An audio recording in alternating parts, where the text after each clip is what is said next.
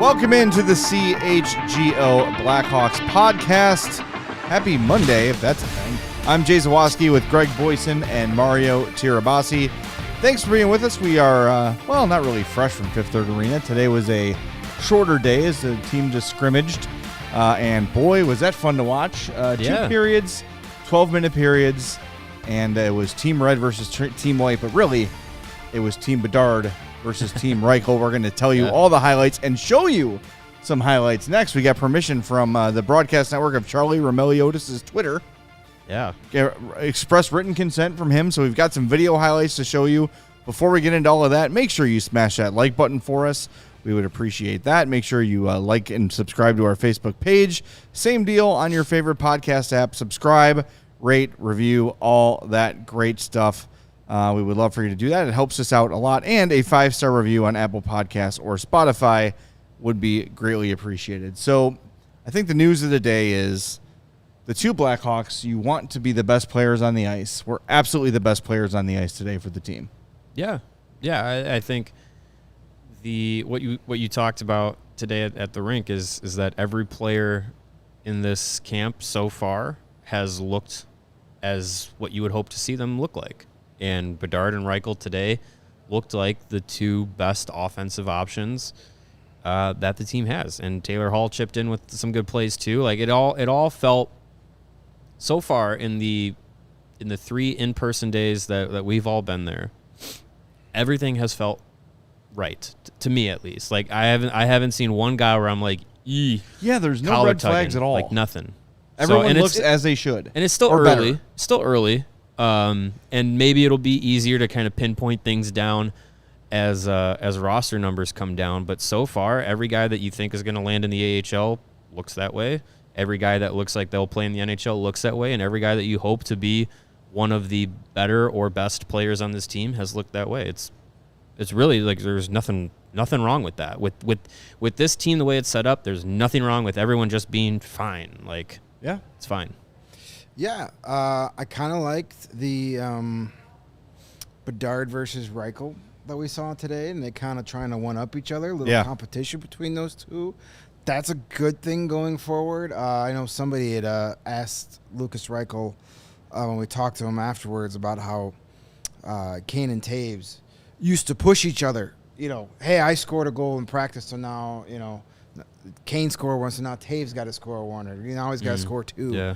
So that'll be fun to see that little thing going. But as our guy, the Steve, says, after what I saw today, my prediction of Lukas Reichel leading this team in points, I'm feeling a little better about it. Yeah. Feeling a little better about it. Not that far off. I am. Are you really? I mean, considering I figured I had no chance 7 hours ago, now I'm like, I have a slim chance. Yeah. And that line. You have a chance. That line of Reichel, Athanasiou, Khrushchev, they're going to be hard to defend because they get up the ice fast. Yeah. Yes, they've got some speed. And as long as it's like Reichel with the puck on his stick coming into the zone, I feel better because he could do both, and he was showing off some great stick handling. I know we're going to see this many times where it's going to be like we're going to get excited because that line's moving up the ice. Yeah. And it's Athanasiou, and then Athanasiou's it and misses the net on his chance. But, maybe this is the year he gets that, like, anomaly shooting percentage. Finds his hands, yeah. But it's a fun line. Bedard and Hall were forming some chemistry out there. Hall's the kind of guy that, like, hey, just put your stick on the ice. I'll get it to you.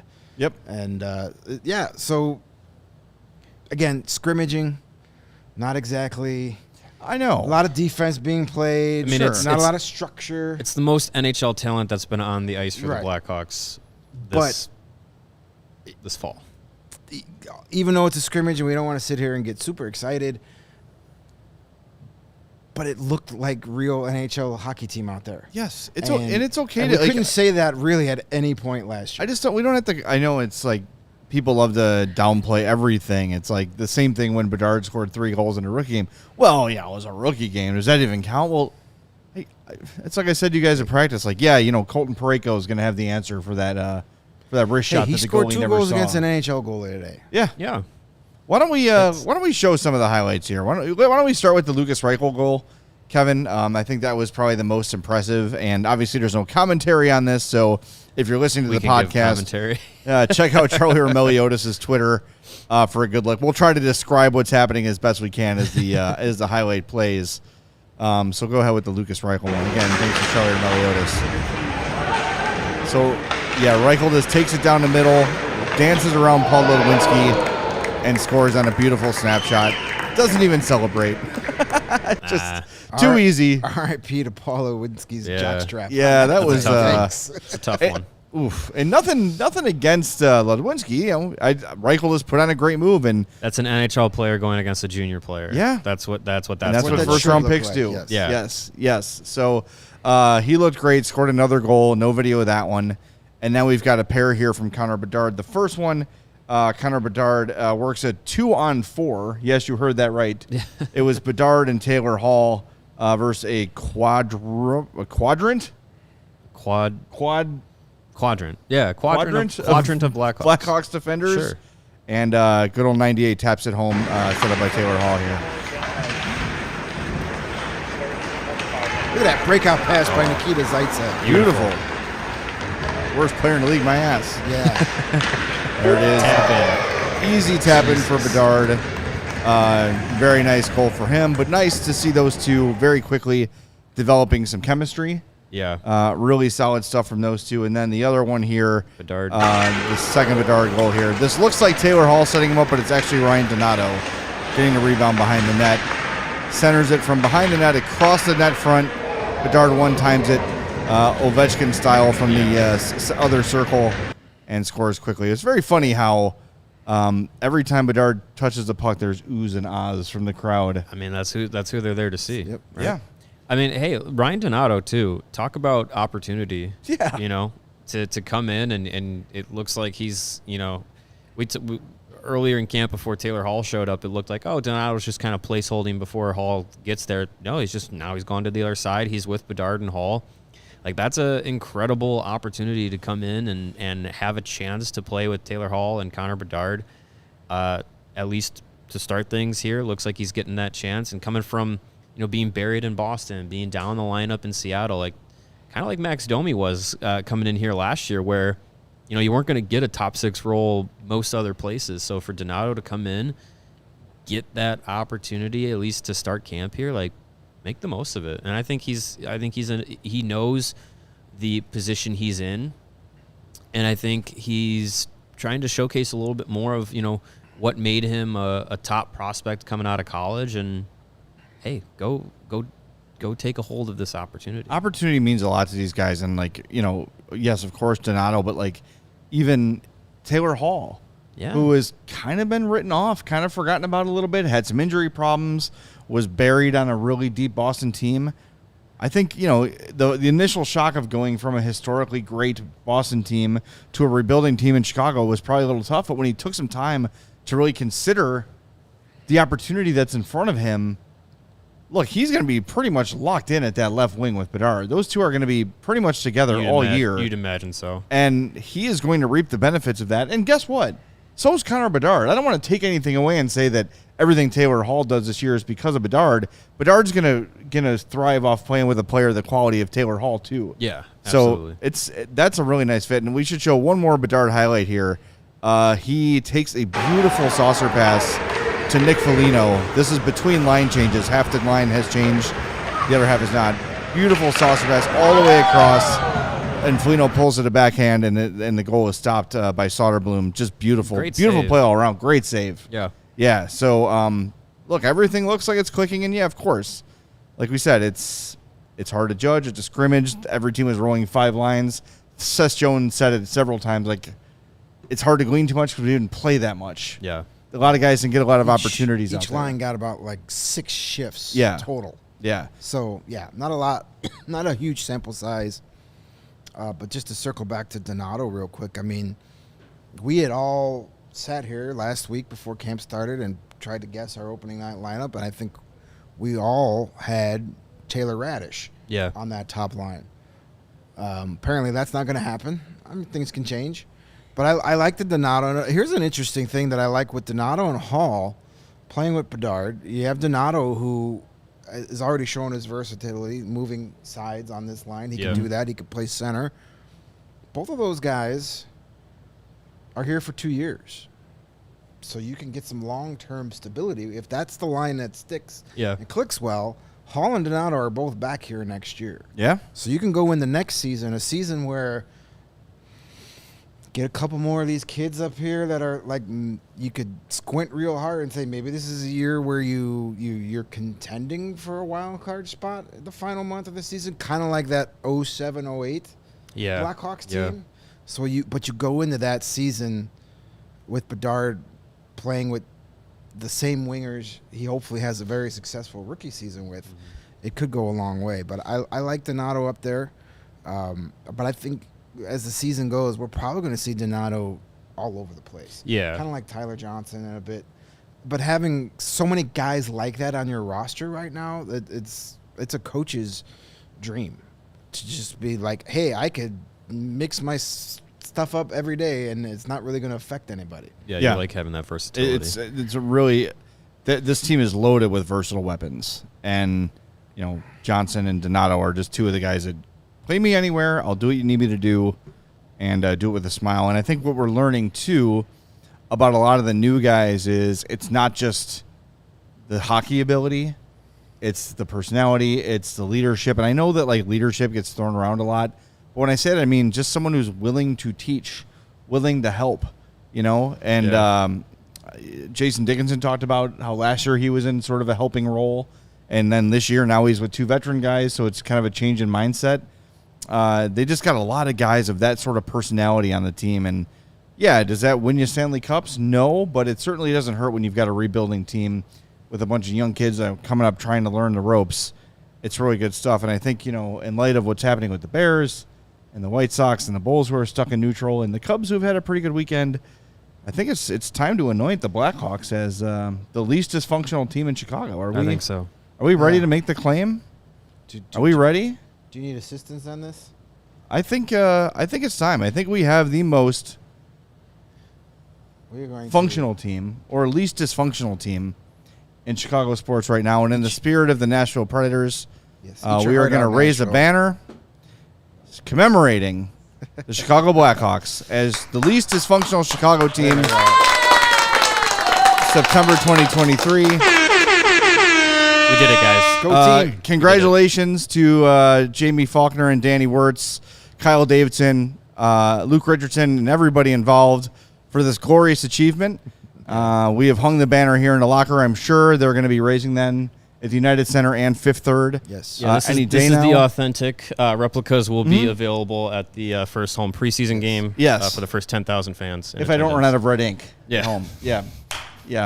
That probably cost me like $8 to print. This will be hanging up in the 3rd stall of the men's room outside section 203.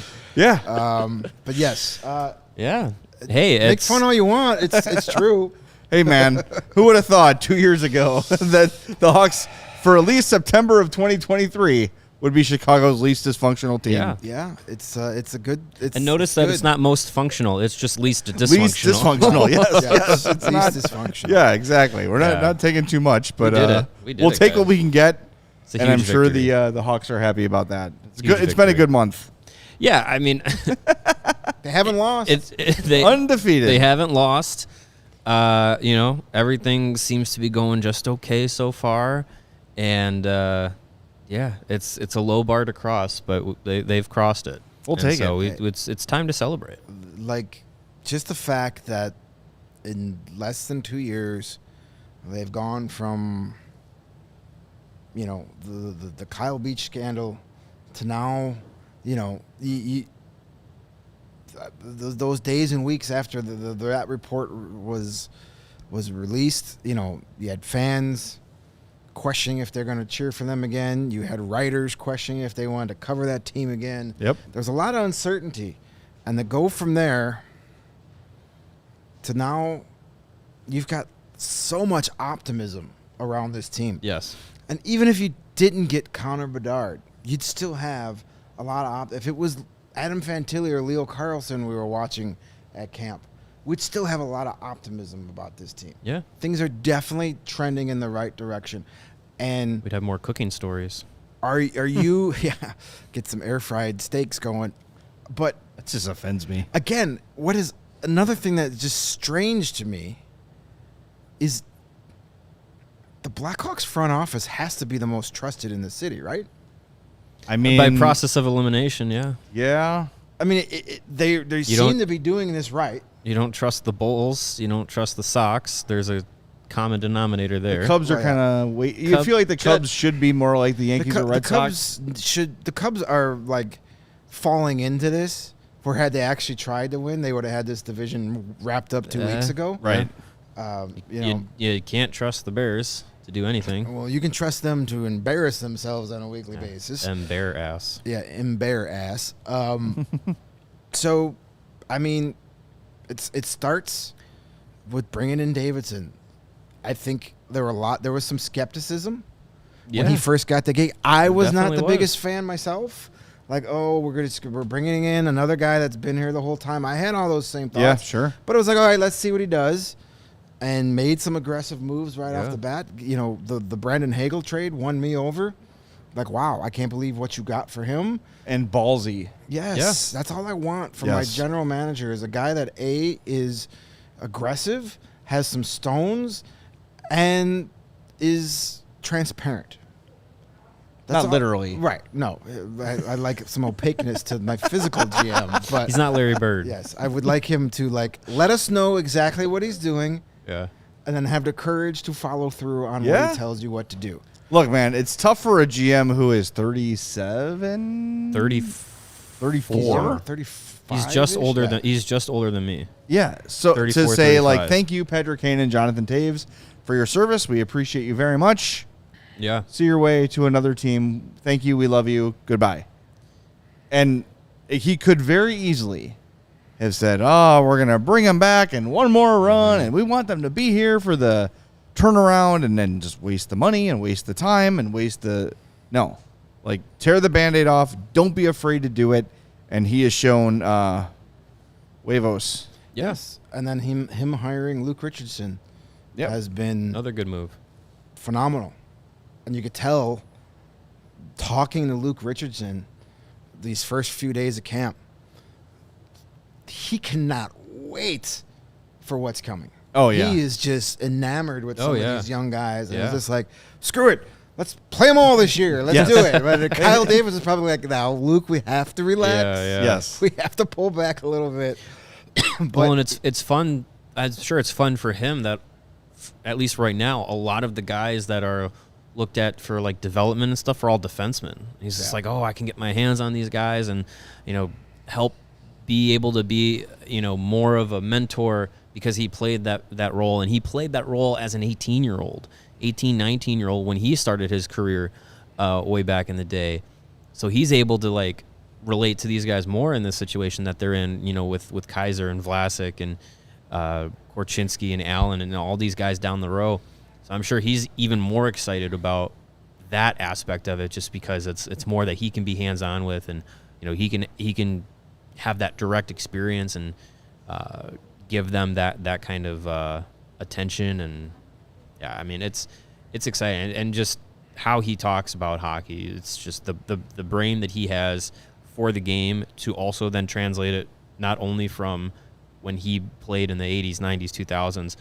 But then to translate it to the modern game and see how, a guy like Seth Jones has progressed, how Kaiser and Vlasic have progressed under him, it gives you a lot of optimism for sure. Well, and the fact that, you bring in a guy like that, and you're maybe afraid he's going to be a little bit old school, but he's very willing and seemingly leaning towards starting 3 rookie defensemen on the left side this year. Yeah, and he's almost kind of stuck between deciding between 4 of them, right? With Kaiser, Phillips, Korchinski, and Vlasic. Yeah, like there's 4 to choose from, and it's like he's kind of weighing that whole thing. And he also didn't stamp out the idea of Nolan Allen potentially being in the NHL this year. Right. That's 5 very young defensemen that could see NHL time this season, which I think is, I mean, it's exciting to at least see kind of that future come through. And I don't know. I think for the Blackhawks in this city, they're never going to be the most popular team 24/7 round the sports clock, but they have one of the best opportunities since probably 15 years ago to grab hold of the city and get their attention and, shake the collar of people in Chicago and be like, Connor Bedard is our hope. Get on board with these young kids because it's coming. I think the attention is starting. Yeah. It feels like today, my daughter's here with me. I took her to practice, and, she's too cool for everything. She's 13. Yeah. But Bedard was not out there with the first group. She's like, where's Connor Bedard? I'm like, don't worry, he's coming. Yeah. And then he came out. If you haven't been to Fifth Third, there's 2 rinks. There's the main rink, and then there's one that's west, if you're looking at the map. And they usually will start gentle warm-ups in the east rink, move west to do, skate around, whatever, a couple drills, and they move back to the west. So as Bedard was going from west to east, like, kids were, like, looking down and waving at him. And I saw one little girl, like, see him and go, like, oh, like, turn to her friend. Like, we haven't seen that in so long here, and I think a lot of the excitement that came in the early days of Kane and Taves, like, it suddenly got very serious because the team got so good, right? And there were so many other guys along that way, but it's starting to have that feel that we were sort of feeling around, 07, 08. We were like, oh, okay. It's starting to take shape, and you're starting to see on the ice, Keith and Seabrook are getting better and better, and some of the draft picks seem better, and like, oh, this is something to be excited about. But then you weren't coming off the heels of 3 recent cups. Right. So you already have a bit of a fan base that's just waiting for a reason to come back. Yeah. Instead of starting from 0, right, like the Taves and Kane teams had to do. Where you had to drag people back to the Blackhawks. Now it's people are waiting for a reason. Mm-hmm. And I've worked in sports media in this town for 23 years. I've never felt so much anger and apathy towards the NFL team in this city in my life. Yeah. Like, people are angry and pissed, and I saw Greg Bragg say it today, just somewhat, like, at this point, indifferent. And that's the worst thing. Apathetic is the worst thing for a fan base. And hopefully the Hawks can grab this. And truthfully, maybe they can kick a little life into the other teams in town and say, quit being scared to make a tough and ballsy move. Yeah. Quit being afraid to make a hire that may not be popular right away, or to make a trade that might not be popular right away. Have some guts. Think outside the box. Don't always do the same thing you've done over and over again. Maybe the Hawks can motivate and inspire some of the other teams in town to act more like they've acted over the last couple of years. I mean, each professional league is copycat of the other in some aspects, and I think for the benefit of the rest of the Chicago sports teams around here, I mean, you kind of need to. The Blackhawks were a prime example of being set in your ways and have it, trying to do the same thing over and over, getting the same results. After a point in time, it just wasn't working, and a lot of change needed to happen, and it was forced in different ways, but it happened. And now you're kind of seeing things be done differently. You're seeing the team operate differently. Kyle Davidson operates as a GM way different than his predecessor.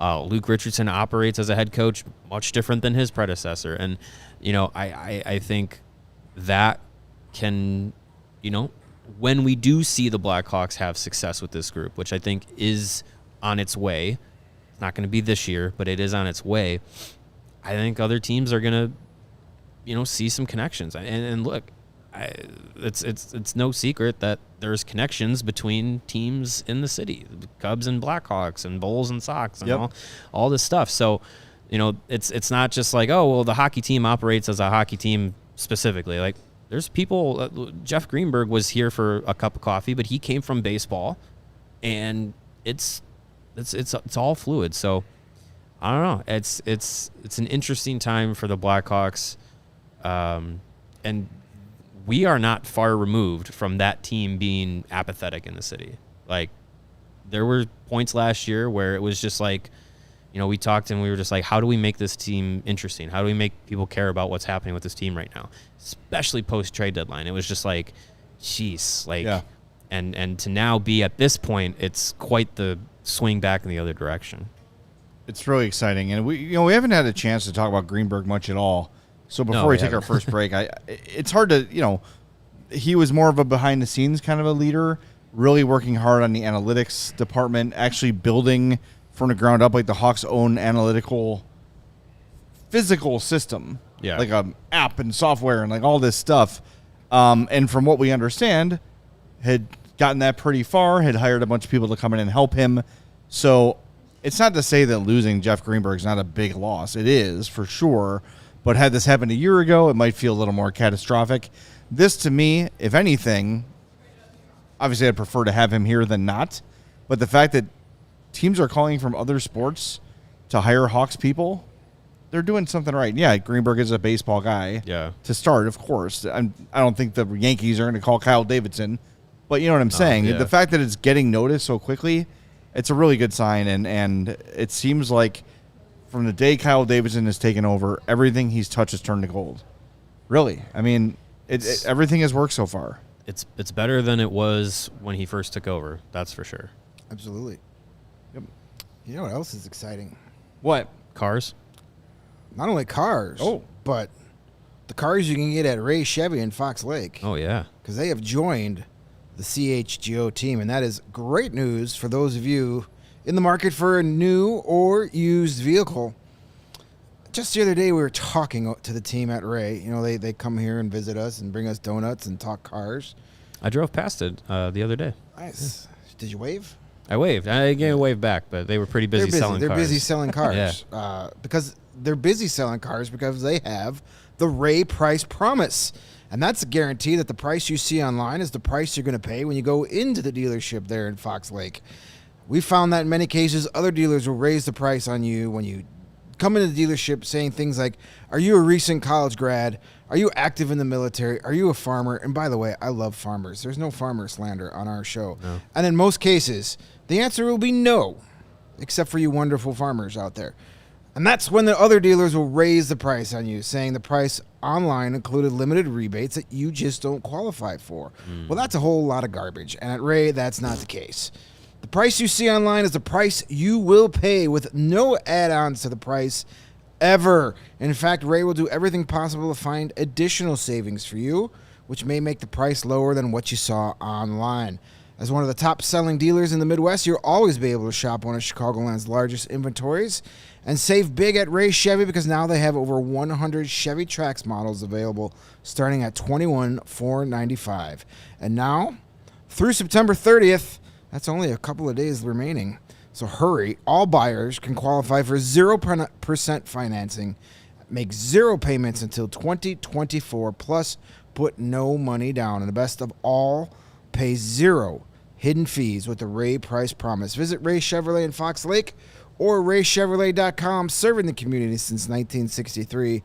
Find new roads. Great deals from Ray Chevy. And if you're looking for some great deals on your television service, and that's literally everyone on earth. Yep. Because it's getting more confusing and more expensive all the time. Check out Fubo TV. Go to FuboTV.com/CHGO. Why? Well, there's several reasons. You get 140 live channels of sports, shows, movies, and news. You can stream live TV from any device, your laptop, your phone, your iPad, whatever you got. Go to FuboTV.com and you are streaming very easily. You can watch the most Chicago sports for the lowest price.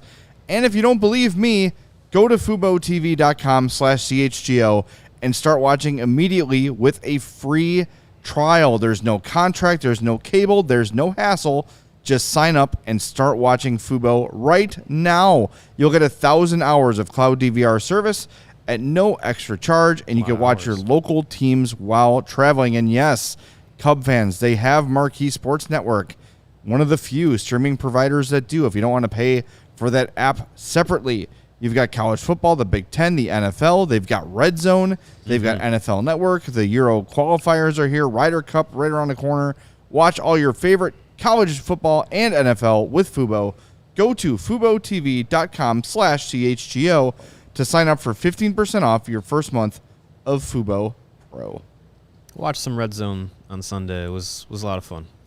Red Zone's great. Love Red Zone. We need hockey Red Zone. That'd be way too chaotic. Yes, it would be nuts. They kind of have that. They have on the fly. Every time a team crosses the blue line, they gotta cut to the game. They're on the offensive zone. Wait, no, turnover. Oh God, yeah. No, that would be so chaotic. That would make You me could do nauseous. Power plays. You could do it power plays. Yeah. Well, they have on the fly. They go around on their normal night. They'll go around from the game to game. That's drop true. in. They'll show you all the highlights you need to see. You can't really do that live. That's tough. No. But they do a good job during the regular season. When I worked at a different company, sports media company in this town, we used to do kind of similar to that, like where it was I forget the title of the segment, but we would drop into games and stuff. It'd be like baseball or hockey overtimes and stuff. It was absolutely chaotic, and I don't envy anyone who's in that position. But Red Zone, man, they have it down. What's the guy's Scott Hansen? Is that the host? That guy's He amazing. is. That is an incredible job that he does. No bathroom breaks, just like straight football for 7-8 hours. Yeah, and he's going from game to game. He's got all the stats. Like, that's quite the production they have. I always think of the producers on that show, how tough that must be. Oh my God. Like the behind the scenes, navigating that as a host is tough, very tough. Not taking anything away from that, but damn, they got to have several producers keep an eye on. I'm sure one is assigned to each game and just get all these stats, get the story of the game. Like, it's crazy. When I heard the concept the first time, I'm like, this is going to be just absolute chaos, and it's great. When the Bears are not playing, I'm watching Red Zone. You should probably watch them even when they are playing. I can't. I just can't. You can invest in a second television for your living room. Well, That's with what I do. Fubo, you get split screen. You can watch the Bears and Red Zone. If you do Red Zone, you're still going to see the Bears defense get scored on. That's true. Times a day. That's a You're great not going to point. miss any of that. We're cutting back to Soldier Field, and you'll see the one field goal they kick. Yeah, I was going to say, or kick a field goal when you're down 40. Right. Hey, you got to get in there. You got to get back in there. Yeah. All right, why don't we hear from Luke Richardson today? He was asked what he's looking for in these scrimmage games. And by the way, if you don't, it might be sold out already, but there's another scrimmage happening tomorrow, and it will be less players. I think Luke learned today, that was a good idea, but we had a few too many. The benches were too full. Yeah, so I think they're going to cut things down a little bit tomorrow. I was trying to write down in my phone all the lines and pairings, and I was like, wait a minute, it was so many players. It was so chaotic. Chaos. Like, they had, I think Connor Murphy played with 4 different defensemen, not just in shifts, but also sent over the boards with 4 different guys. I was like, this is ridiculous. Too many guys. Can't keep track. Hopefully tomorrow's a little bit easier, but here's what he had to say in terms of what he's looking for from his players while watching a scrimmage. Just kind of, grabbing the details is a good word for that, out of everybody. And I think we kind of went back and did a little more D-zone today, and there were some great questions. And I go, this is the time of year to have great questions. It's not 2 months from now. Right, and you're thinking about it the whole time. Let's get it out now and work on it. And I thought as we went along today, some got better, and then there's some were still kind of gray areas that we have to work on it more. And that just lets us know we have to work on it a little more, pull some more video out. And we have the luxury. We have a little bit of video from practice the other day that we watched, and we'll look at it again today and see if we can pinpoint a consistent problem. And then we want to make sure we get rid of that. Hockey's fast. There is always going to be a breakdown, or maybe a younger player out there that's afraid to take out a veteran in a drill, and then it continues on in the D zone and it doesn't look great. We're not talking about that. We're talking about a consistent problem that maybe our lineup isn't built for that. And that's what we made an alteration in our D zone last year because of that. And I thought we were way more comfortable and better the second half of the year. And that's where we're going to start off with, but we got to still make sure that our lineup fits that mold. he makes a good point. He has really all camp about young players asserting themselves, not kind of deferring to veterans, not being afraid to take a chance offensively, and the huge emphasis on being vocal, being audible out there on the ice. And we noticed early in the scrimmage today, Wyatt Kaiser was out there just like constantly. Yeah, you hear him talking to his teammates in a good way. Like, you know, if you want your D partner to know where you are or where to go with the puck, as he's got his back turned, you know, to the most of the ice, you know, facing the boards, you want to hear that. You hear it all the time when you watch a game. Wheel, wheel, wheel, hard, hard. These are players communicating with each other, and sometimes these young guys are so afraid to like be too assertive early on. Yeah. That they just sit there quietly and there's no communication. It's something he's definitely trying to get from Lukas Reichel, and I was trying to pay attention to it as much as I could today. Could still use more from him in that regard, but I think he's just more generally a quiet guy. But it seems like a lot of the young players are getting the message. Well, and the play that I noticed, Kaiser, with that communication, he was telling Connor Bedard to pass it back. Yeah. They were breaking out of the zone. Bedard had the puck, was about to skate into some traffic, and it was Kaiser that said, pass it back. So he turned and passed it back to Seth Jones, and they were able to reset up. I mean, if you're Wyatt Kaiser and you're able to say, hey, I don't care if you're the second best prospect in the world behind Logan Cooley. According to some. Let's make the right play here. Yeah. To be able to call the puck off of Connor Bedard takes a little credit confidence. to Connor Bedard for listening and saying, okay, let's do the right thing here. Yeah. For him not to be like, I'm Connor effing Bedard, I'm going to skate through all 5 of these guys. He probably can, but you don't have to. Yeah. Well, that's one thing that Luke talked about today too, is having these players know, if you have a play, go and make it. If you don't be afraid to just, pass it back and let it reset up. Like, I think part of that communication is even guys without the puck trying to say, like, hey, you got nothing here, just dump it and let's reset, or hey, don't force something that's not there.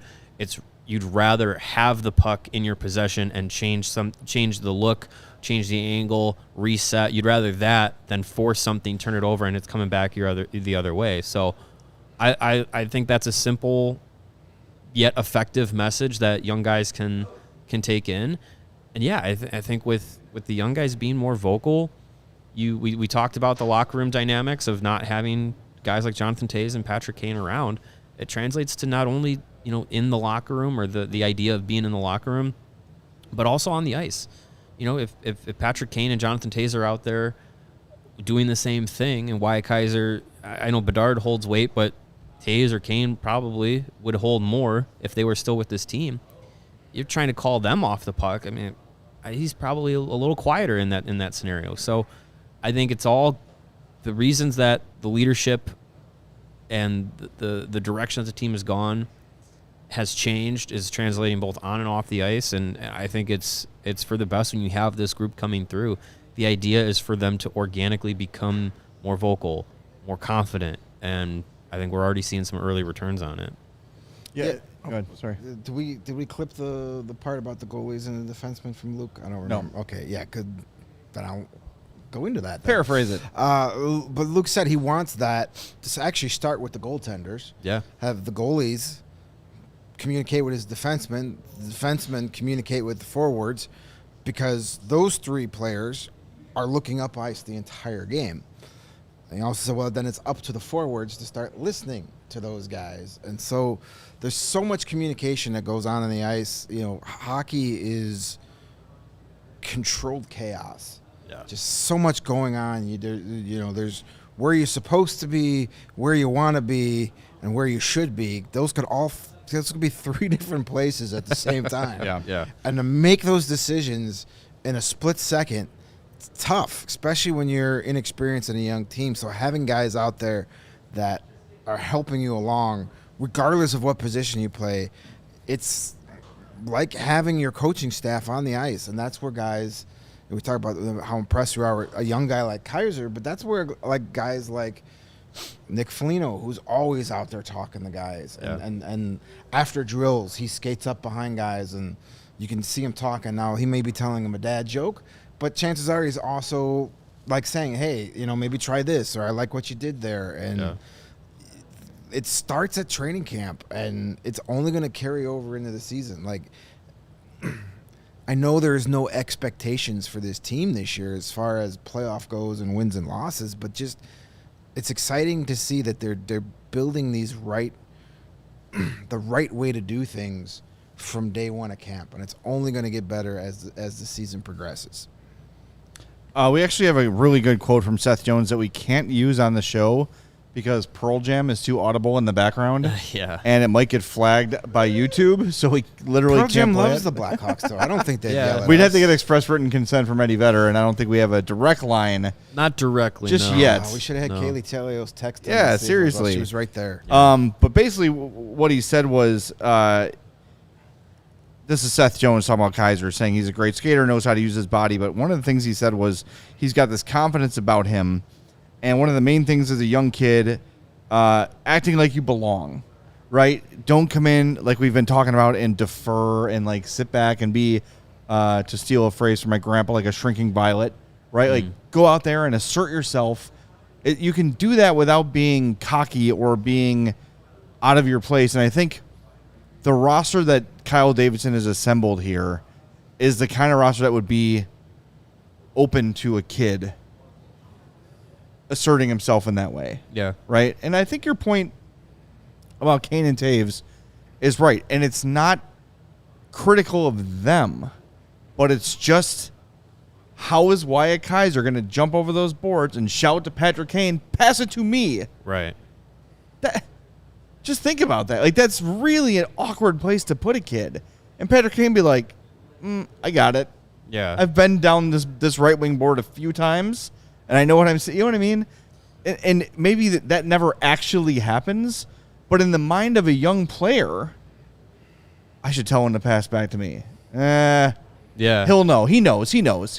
Right. Right? Like, that's what we're talking about when we say allow these young players to become leaders and to take shape and to excel without those two guys. It's not that Kane and Taves are doing anything directly to prevent that, but just their presence alone. It's intimidating. Yeah. And I think we've talked about it for the last few shows. Even Seth Jones feels more relaxed and confident and more of a leader this year than he has in the previous two. Yeah. Right? It's just and maybe it changes as the year goes on, but through training camp so far, he has been available. He has shared things, right? Like, he has been a way more of an open book than he's ever been before. And I think all of this is by design. This is what Kyle Davidson had in mind when he made those decisions to move on from those two guys. Yeah. It wasn't personal. It wasn't that I don't think these guys have any good hockey left. I don't think any of us believe that. No, and it's not a situation like, the Winnipeg Jets locker room was in, where it was just like, these guys are not the leaders that we need them to be. It was just the amount of air in the locker room and on the ice that they took up wasn't going to allow for the rest of the team to do what they wanted to do. And there's only so much space that you can have for guys like that. So yeah, I think it allows what they're trying to do actually happen. The amount of chuckles that we've had from Seth Jones this year is way more than I remember at training camp last year. So sure. if you're trying to bet the over under on Seth Jones chuckles this year, bet the over, because we're off to a good start. No, he definitely seems more relaxed. Yeah, more confident. I think this is the first year he's been here where there's been certainty. Yeah. He came in here this first year. There was that, hey, remember that letter I wrote you last year that we were going to go with young players? I was just kidding. Here's Marc-Andre Fleury and Seth Jones and Jake McCabe, and darn it, we're going to try and be a playoff team. And then 11 games into the season, it was like, well, that didn't work. Nope, that's a failure. That was maybe we shouldn't have done this. And then last year, coming in with a first-year head coach you've never played for, and then having to deal with an all-new roster, and then a lot of those guys knowing that they're not going to be here for the long haul. But now second year under Luke Richardson, and Seth Jones improved vastly from start to finish of the season under Luke Richardson. So now he knows what to expect from his coaching staff. He now can look at this roster and look across the room in training camp and go, I know I'm going to be playing with you all season long. Yeah. I'm not going to be asked questions about when you're going to get traded or when you're going to get traded. Let's just play some freaking hockey. Right. So for the first time in his now 3 years with the team, he can come in to this season and just focus on his job. And that's a point too with what we were talking about with Taylor Hall and Ryan Donato, like being on a line with Connor Bedard. Neither one of those guys is looked at as, well, yeah, thanks for your 60 games, but you're gonna be out of here by March. They're here for at least this full year. Yep. We'll see Maybe what next happens. year we start those conversations. Yeah, or in the offseason, or we talk extension. Who knows? Right. Depends on what happens. But to not have to have that looming over every single player that's on the roster, it makes a huge difference. Well, and also not just like those guys personally, but every teammate is asked about it constantly. Right. So you're immediately, before the media door opens, the team's looking around like, here we go, more questions about Kane and Taves. And there's been a lot of questions in training camp about Kane and Taves. I think some people are working on some stories, and I think you see guys like, can't wait till those are published. Okay. It's like, yeah, I mean, I would expect that in the first week of camp. First time that neither of those players have been around in 15 years for a training camp. But yes, I also believe that those stories and questions will be done and through by the time we get to game one. I hope so. Yeah. One guy brought Taves up on his own. Lukas Reichel said he's been watching videos of Taves and Bergeron working faceoffs and playing in the defensive zone.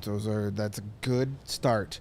Yeah. If he had said, I'm watching Kirby Doc videos, I'd be like, Lucas, my man, come here. Can I have a minute? Can I have come here. Been watching Patrick Kane defense videos. Yeah, like, no. So, all two the of piano them. has arrived. All two of them. Yeah. No, Lucas, we got to talk to Lukas Reichel, and Lukas Reichel gave us a Lukas Reichel interview where it's getting better. He is getting better. And the English is getting significantly better. Yes, and he's getting more comfortable. Listen, I talked to him a couple of times his first year in Rockford, and it was like 3-word answers if you were lucky. So he's getting there. He's getting more comfortable. I think he's going to be far more comfortable by the end of the season because he's going to be asked to speak a lot. Yeah. Because he's going to be the leading scorer this year on this team. And as the leading scorer on this team, you have to face the media a lot. Sure he is. Yep. No, yeah, I think his game and his confidence growing, I think makes a huge difference both on and off the ice, and we saw it today. I mean, besides Bedard, those two were the best on the ice and the most confident on the ice. Yeah. And for Reichel to, we showed the highlight of him going through the defense, and I mean that's a play that a guy that he knows he's an NHL player is capable of making, and I'm excited to see the more that he does that tomorrow and so on and so forth throughout camp. I said on Twitter, if you're looking for maybe some depth value picks in your fantasy hockey leagues this year, Taylor Hall's a good option. Lukas Reichel's a really good option too, because he's going to be getting top 6 minutes consistently, and he's going to be talked to and used as a regular NHL player, and I think that's going to do a lot for his personal confidence. And he's not going to be on this leash of, here's 5 games, but if you make too many mistakes, going back to Rockford. Like, no, you're here. You're an NHL player. You are going to figure out your game at the NHL level now, and I think that's going to do wonders for him. And he has the skill set to be really good. So I wouldn't be surprised if it translates this year. And just the vote of confidence of being told you're an NHL center. Yeah. Just I think it was maybe the second day we asked Luke about that, and we're working him at center, and you could tell Reichel knew that all summer. Kyle Davidson. Davidson, before camp opened, said Lucas is going to play Davidson. center, but Richardson was the one that said he's going to be our second center. Yeah. Connor and Lucas are 1 and 2. We talked about Seth Jones a minute ago having that confidence of some certainty. It's obviously worked with Lukas Reichel, knowing heading into camp, I'm here. Not only am I playing for the Blackhawks, but I'm going to be the second line center. That's my spot. It's defined. Yep. For the first time in his career, he has a defined spot in the NHL. It takes a lot of pressure off. Just go out and play your game. By the way, a moment in today's scrimmage, Team Red was winning 3-2 with 10 seconds left or so. Reichel lined up in the defensive zone against, I believe it was Dickinson. I think so. Won the faceoff clean, right to Philip Kurashev, who got a one-timer on net. Comesso made the save, but a clean faceoff win against a pretty solid faceoff guy. Yeah. So you're starting to see that part of the game come together too. Like, I think it's very wise of the Hawks to let Reichel know from, probably before he left for Germany for the summer, like, hey, by the way, we've got you at center, so know the expectations. have that in your mind and work towards it. And he beefed up too. Yeah, he did look bigger. Yeah, he firmed up. Yes. Don't start that again. It's going to be another Twitter clip of you out there. That clip didn't hit Twitter. That just lives on YouTube. For our personal use only. Yeah. But That's yeah, just for us. This was the first time we got to talk to Lukas up close today. And yes, he did look like he's filled out a little bit more. Yeah. And that's good. Less of a tennis player build. Yeah. And that'll only improve more as we go on. So a very encouraging first 4 days of camp for young Mr. Reichel. And It's good. It's, as you said earlier, Mario, it'll start to show. We're seeing everything that we wanted to see pretty much out of everybody. There's no real, like, oh, my God, it's early, but I'm starting to panic. Yeah. Right. It's just like we'll know more in everybody- games, but Right. But everybody is where you would want them to be or even beyond where you would want them to be at this point of the season. So it's encouraging. It's like I can't believe that I'm actually looking forward to preseason hockey. yeah. We're going to get a lot of it real quick. Yeah. 3 games, 5 days. It's going to be fast. And we'll have post-game shows for 2 of those 3 games. Yeah, this week. Thursday and Sunday. We were going to do all 3, but the Saturday game in Minnesota is not being Not televised, televised, which is so strange for Minnesota. Yeah. But no TV, so we have no way of watching that game. So Thursday night, bless you, and Sunday night, post-game shows, first 2 of the season. Yes. Can't wait. Should be Sunday a lot of night's fun. post-game show will be interesting because the Bears are the lead-in. So we'll see. Well, We'll see how it goes. Well, we can borrow Greg's Bragg's Yeah. bag. Hopefully we don't need a paper bag. Are we calling him Greg Bags now? Greg Bags. Greg Paper Bags. Yeah. this is so. I feel We bad. could do that. What was the guy that we saw on Twitter with the truckers? Piss Jugman or whatever. Oh, Piss Jug Man, yeah. Piss Jug Man, yeah. Piss Jug Man, that was Yeah. good stuff. $5, take your picture. Greg with it. Bagman. Piss Jug. Yeah. Greg Paper Bag Man. Oh, I feel bad. Oh, yeah. I feel bad for them. Anyway, I feel Hopefully bad for we all don't of need. us. Hopefully we don't need any paper bags or I don't wouldn't so. think so. piss No. jugs. No, those days are over. Yeah. Another line that looked pretty good, and we'll probably be seeing a lot of them this year, is Jason Dickinson with Nick Foligno and Corey Perry. We got a chance to talk to Jason Dickinson after practice today, and he talked about finding chemistry with that line. We're finding chemistry between the 3 of us, between my 2 wingers, and we're going to be a gritty line that's going to play a lot of hockey below the dots, and in scrimmages sometimes it's a little bit hard against your own teammates to play that style, and so I think come game time that's when we're going to really feel really good with each other. You played so many different roles last year. I mean, you were centering Kane for a while and producing. Is that a role you relish being in that kind of more grinder role? Yes, because I take such pride in the D zone that it comes a lot more naturally and a lot easier. When you're put in a position to play with the top guys, they want to produce. So.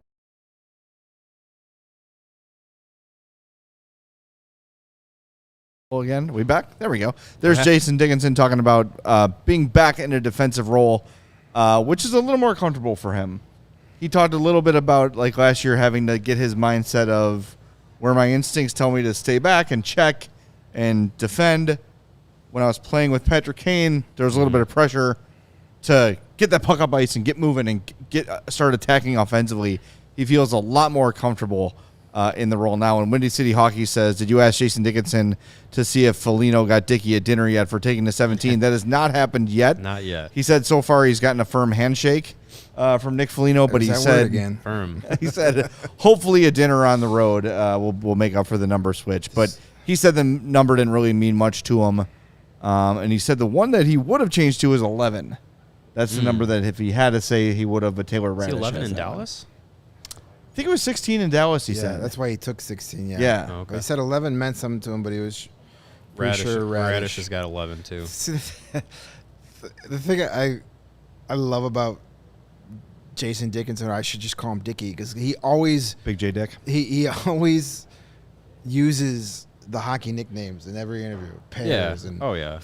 what was Fliggy. Fliggy and Rads, and like it's like there are a couple times I'm like who oh, okay, Who's I that? got you. Yeah. You got to get in season mode like. Yeah, like Oh, yeah. I had to do some thinking, like who is he talking about? Reichs, Bedsy. Yeah. So, no, I think that line is going to be really effective and underappreciated this year. I think, yeah, Definitely. I agree. I think that line is going to be a line that is in the starting lineup, like taking that opening face off a lot this year. Yeah. Or very home games are going to be, that's for sure the line that will be drawing the toughest matchups. Yeah. You think like Sidney Crosby, I know they're going to have second change with the season opening at home, but every chance he gets, he's going to put Corey Perry and Jason Dickinson and Fliggy right in Crosby's face. So, Yeah. we got to set the over-under on nutsack jabs from Corey Perry to Sidney Crosby. Oh, 2 Crosby? Oh. Yeah, I'm going to set it at half. One First half, game. A half jab? over. A half crotch jab? Over. I would say over. Over? He gets him once. I think he gets them once, yeah. Yeah. More than once, though? More than We said it at more 1.5? than once you're talking potential misconduct. Yeah, it's You can- true. you can get away but he with knows one. how to do it without Perry getting knows caught. how to give you a probably- little he could little probably get away flick with as he one. skates by to Yeah. the bench Yeah, without you noticing. speaking of that, we saw a little tyke in the crowd today in a Corey Perry jersey.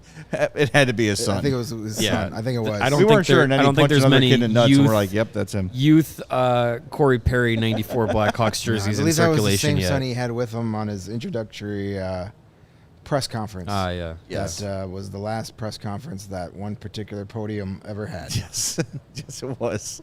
Didn't help that he was like pounding on it and screaming during his presser. Drinking Yeah. chocolate milk and leaving that little mustache was a bad idea. Right before Good he change did by the that. Hawks. tough, yeah. The new podium looks very nice and can't look like anything else. Yeah. Good move. All right, we're going to wrap things up before we do. We had someone in the chat say, hey, where can I get reasonably priced Hawks gear? Duh, FOCO. Go to FOCO.com or click the link in our description. You can fit it out in the best sports and Hawks gear around. Hoodies, shoes, signs, bobbleheads, banana hammocks, and everything in between. It's not, it still is technically baseball season, but let's call it hockey season. Get yourself some hoodies, get yourself some stuff for the game, some pajama pants, anything you want to do to stay warm in that chilly United Center. FOCO's got it for you, and they've donated some of the great stuff we have here on our set. We appreciate them for that. Not the least dysfunctional Chicago team September 2023 banner. No, that was not from FOCO, but I'm sure they've got something very, very close to it. Check out the link in our description below for all non-presale items. Use that promo code CHGO for 10% off at FOCO.com.